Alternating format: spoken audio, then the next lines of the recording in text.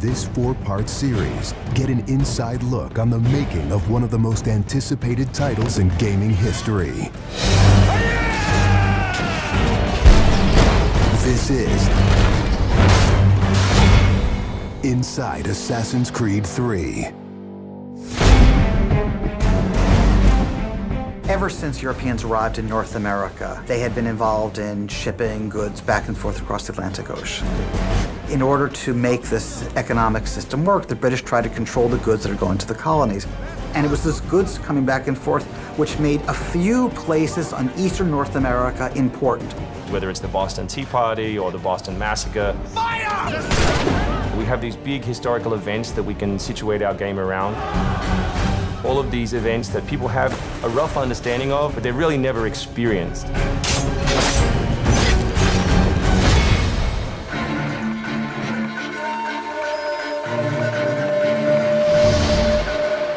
We had to go back and get our historian to find us accurate maps from the era of what Boston and New York looked like. These are actual replicas of the cities.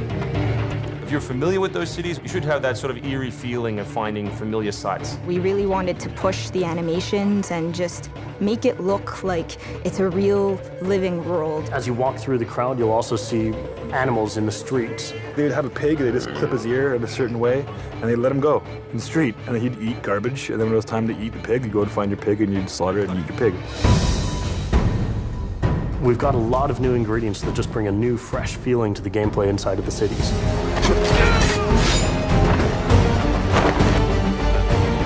We have these great new stalking zones that you're going to find throughout the cities. It's a great way for you to remain hidden from your enemies and actually be able to sneak up to them so that you could assassinate. We've got this amazing dynamic weather system in, so we can see not just the time of day passing, but also going in and seeing the same environments, not just in the summer, but in the winter as well.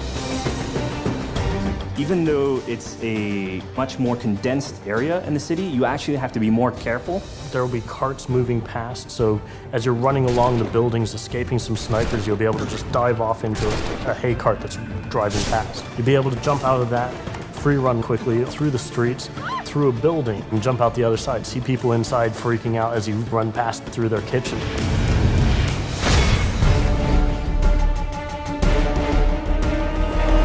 Living on the frontier was extremely difficult. Not only did you have harsh winters, cold, freezing temperatures, in the summer you had heat, humidity, so it was a gamble every year that you were out on the frontier whether you're going to make it or not. For AC3, the biggest difference was just having access to the frontier. So this huge wilderness area that you can sort of explore at your own pace. It's a forest, the navigation in very new environment, and a very organic environment as well. In the frontier, you'll be able to navigate through deep snow, but also snow does impact your gameplay. It will slow down you as well as your enemies. Once we decided that we were going to build the frontier, we realized obviously we need to populate that area. So animals became a very big deal. We have over 24 different species of animals in the game. There's an entire hunting loop that you can engage in. Whenever you're building elements such as animals, you're halfway trying to be real and halfway trying to fulfill that fantasy of what people expect. One of the great new features we have in the frontier is the new tree running. Connor being really fluid and being able to navigate through the trees. The frontier is really our new playground.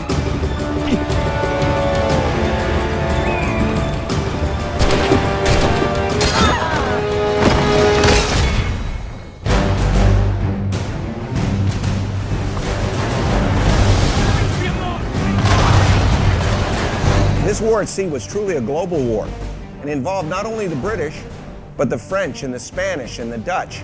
Naval engagement of that period was all about closing the distance. Boarding is the end game. You've got to be able to close with the enemy, get alongside, then get on board to steal his ship. You want to take that ship intact if you can, because that's where you get your prize. The prize is whatever is on that ship that you want. Naval warfare was absolutely decisive to success in the American Revolution.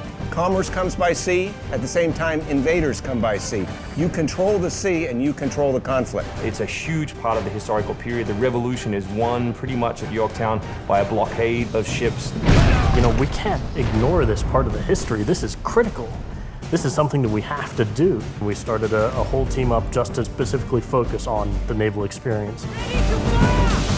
Naval combat has been a huge challenge. The technology of the wind, the water simulation has been a massive undertaking for the team. Initially, we didn't even think it was feasible because it's a big moving structure. It's a full simulation on the high seas where Connor is controlling a ship, he's controlling a crew as well, so he's kind of the master and commander on the ship. Very exciting. I mean, you are on a moving vessel that is very much part of the sea itself. This is something that we wanted to engage in and build for the game. That was a huge challenge that we set ourselves and actually turned out pretty good.